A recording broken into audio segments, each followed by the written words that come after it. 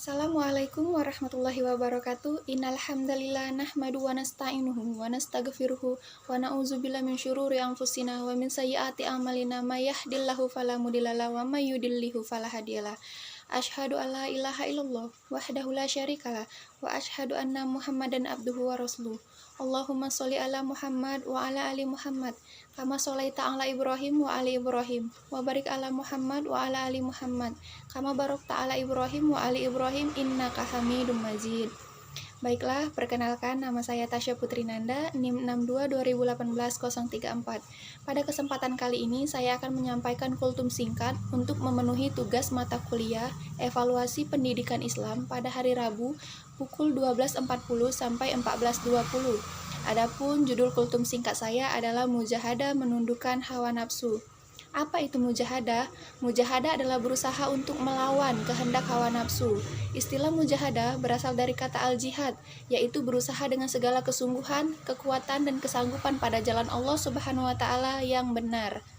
Sebagaimana Allah Azza wa Jalla berfirman dalam surat Al-Ankabut ayat 69, Bismillahirrahmanirrahim, walazina jahadu fina lanahdiyanahum subulana wa innallaha lama al-musinin. Artinya, mereka yang berjuang melawan hawa nafsu karena menempuh jalan kami, sesungguhnya kami akan tunjukkan jalan kami. Sesungguhnya Allah bersama dengan orang-orang yang berbuat baik. Baginda Nabi Muhammad SAW juga bersabda, seorang mujahid adalah seseorang yang bermujahadah, ialah dia yang melawan hawa nafsunya karena Allah Subhanahu wa Ta'ala. Dengan kata lain, seseorang yang bermujahadah adalah ia yang rela meninggalkan apapun yang disukainya demi perkara yang benar di jalan Allah Subhanahu wa Ta'ala. Inilah maksud dari kata Imam Al-Ghazali, antara tanda kecintaan hamba kepada Allah adalah ia yang mengutamakan perkara yang disukai Allah daripada kehendak nafsu pribadinya, baik dalam aspek zohir maupun aspek batin. Ada 3 cara yang bisa ditempuh untuk mujahadah melawan hawa nafsu. Yang pertama adalah takhali. Apa itu takhali? Maksudnya membuang dan mengosongkan hati dari sifat-sifat keji, melawan dan terus melawan kehendak nafsu pribadi yang jahat yang dilarang oleh Allah Subhanahu wa Ta'ala. Yang kedua adalah tajali. Tajali mengisi hati kita kembali dengan sifat-sifat terpuji. Setelah kita membuang sifat-sifat tercela dari hati kita, hendaknya kita mengisi kembali hati kita dengan sifat-sifat terpuji. Yang ketiga adalah tajali. Tajali selalu merasa diawasi dalam hal apapun, merasakan kebesaran-kebesaran Allah sehingga takut melakukan sesuatu yang dilanggar oleh Allah Subhanahu wa Ta'ala. Adapun dalam kitab Minhajul Abidin misalnya, Imam Al-Ghazali menggariskan 3 asas melawan hawa nafsu. Yang pertama, menahan atau menyekat sumber kekuatan hawa nafsu.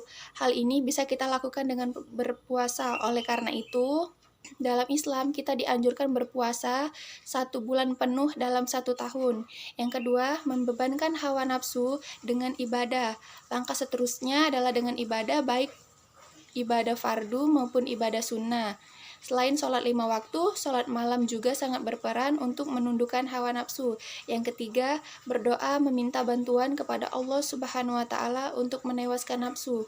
Nafsu adalah makhluk Allah, maka dari itu Allah sajalah yang mampu memudahkan diri kita untuk menguasai nafsu. Bahkan usaha awal kita memperbaiki diri perlulah dimulai dengan membentuk komunikasi dan interaksi yang harmonis dengan Allah Subhanahu wa Ta'ala.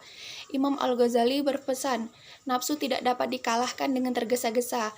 Kehendaknya tidak boleh ditekan sekaligus, melainkan perlu dilakukan secara bertahap, namun terus-menerus. Sabda Rasulullah SAW, amalan yang baik ialah amalan yang dilakukan terus-menerus, sekalipun sedikit. Mungkin itu yang bisa saya sampaikan. Semoga apa yang saya sampaikan bisa bermanfaat bagi kita semua. Akhir kata, billahi fisabilil haq fastabiqul khairat nasrun minallah wa fatun qarib wa basyiril mu'minin.